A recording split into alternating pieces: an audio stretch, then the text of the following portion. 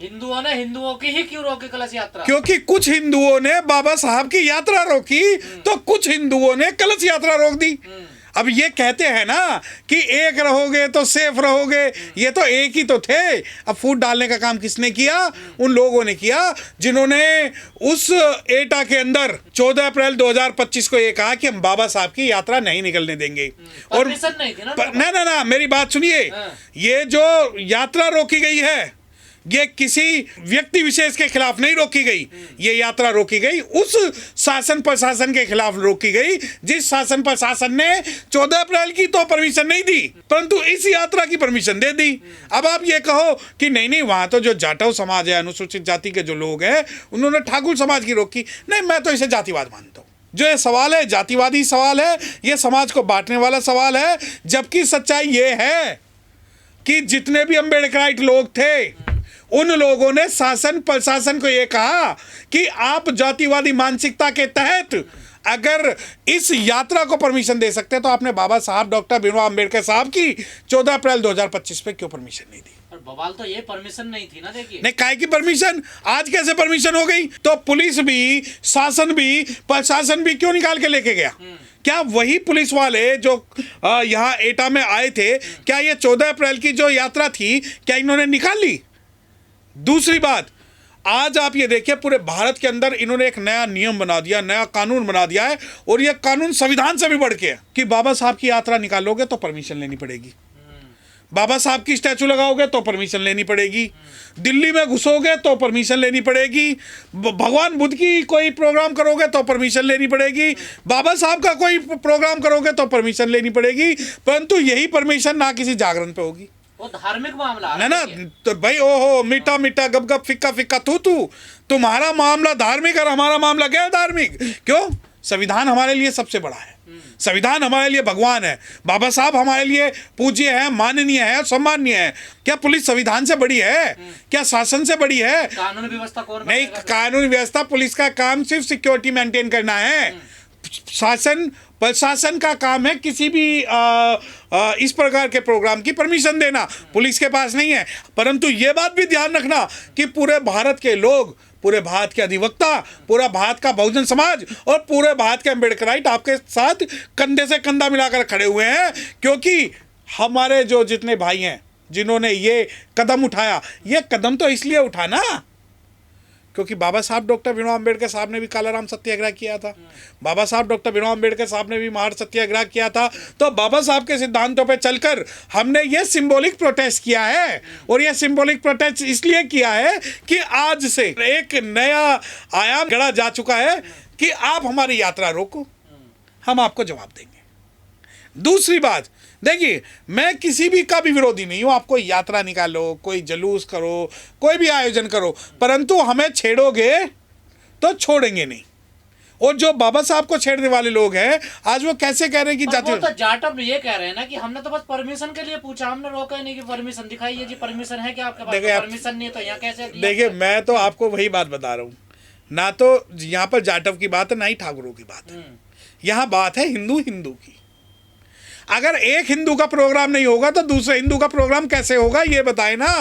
आप ये सोचते हैं कि नहीं भाई शासन हमारे साथ है, प्रशासन हमारे साथ है तो हम कुछ भी कर लेंगे। अरे पूरे भारत के अंदर आज भी शेड्यूल कास्ट की जो बारातें हैं ना, अधिकतर में उन्हें निकालने नहीं दिया जाता, परंतु आज तक किसी बाराती ने ऐसा विद्रोह नहीं किया कि अगर हमारी बारात नहीं निकलेगी तो निकलेगी तुम्हारी भी नहीं। और यकीन मानिए कि ये जो भी एटा में हुआ है, बहुजन समाज के लोगों ने, अम्बेडकराइट लोगों ने किया है, मैं तहे दिल से ये मानता हूं कि हमारे लिए अगर आप खाई खोदोगे तो उस खाई में आप भी गिरोगे। और ये जो व्यवस्था की लड़ाई थी, ये जो एटा की लड़ाई है, वो शासन प्रशासन के खिलाफ है। क्योंकि शासन प्रशासन आज कैसे आ गया बीच में?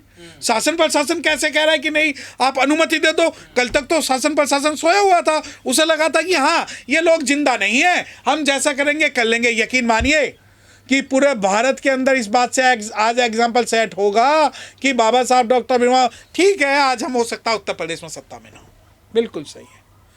और जो आपने अंधेरगर्दी इन कई सालों में मचाई है, उस हर अंधेर गर्दी का जवाब लेने के लिए बहुजन समाज के अम्बेडकराइट लोग आज बैठे हुए हैं। लेकिन इन सब विवादों के पीछे बाबा साहब ही क्यों आ जाते हैं? क्योंकि ये भी जयंती को लेकर हुआ ना मामला। ना, देखिए फिर वही बात, जयंती का तो सवाल ही नहीं है, सवाल है हमारे संवैधानिक अधिकारों का, सवाल है हमारी अस्मिता का, सवाल है एक वर्ग को शासन कैसे रोक देता है और वही शासन दूसरे वर्ग को परमिशन कैसे दे देता है।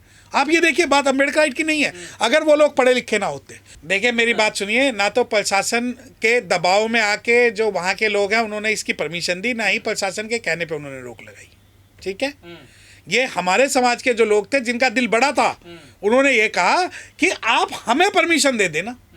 जब भी 14 अप्रैल की वो हमारे आगे के लिए सहमति बनी नहीं, ये आगे के लिए सहमति बनी है, ये किसी दबाव में शासन प्रशासन के आगे लोग नहीं झुके हैं। ये इन्होंने कहा कि भाई हमारे जब बाबा साहब की या भगवान बुद्ध की जब भी कोई रैली होगी, कुछ भी होगा, तो आपको परमिशन देनी पड़ेगी, तब जाके आपसी सहमति से मुद्दा। हाँ बिल्कुल। कौन कह रहा है कि वहां लठ बजे है? नहीं, कौन कह रहा है कि वहां पत्थरबाजी हुई है? कौन ये कह रहा है वहां गोलियां चली है? कौन ये कह रहा है कि बहुजन समाज के लोग चिल्लाए हैं? मुझे आप एक वीडियो दिखा दो। उन्होंने तो कानूनी रूप से एक बात कही कि जब आप हमारी जो यात्रा नहीं निकलने दोगे तो हम भी नहीं निकलने देंगे। इसके अंदर गलत क्या हुआ? क्या आप ये सोचते हैं कि भारत का जो अम्बेडकराइट है वो संविधान की बात ना करके आपकी सारी बात मान लेगा? ये भी बड़ा दिल जो है ये बाबा साहब डॉक्टर भीमराव अम्बेडकर। अच्छा मुझे एक बात बताओ, आपने कई एग्जाम्पल देखे होंगे कि दलितों की जो घोड़ी है वो पुलिस के सायों में और पुलिस की संगीनों में निकली है। क्या कलश यात्रा निकली है ऐसी? वो तो बहुजन समाज के लोगों ने आश्वासन दिया कि शासन से कि भाई आप लोग अगर हमें परमिशन दोगे तो हम लोग जो है आपको चलने देंगे।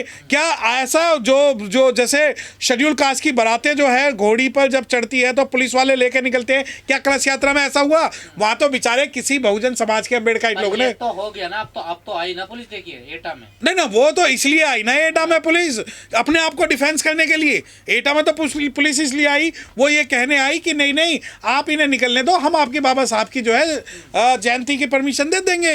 देखिए शासन प्रशासन जब इस मामले में इन्वॉल्व हुआ है तो ये जो दो समाजों में खाई बांटने का काम जो है ये शासन प्रशासन के द्वारा रोका जा सकता था, क्योंकि भाई जब शासन को पता है कि वहां निकलेगी, अरे हम अगर बाबा साहब की कोई यात्रा निकाल ले तो वहां पुलिस की फोर्स लगा दी जाती है कि नहीं निकालोगे। आज इस मामले में ऐसा क्यों नहीं हुआ?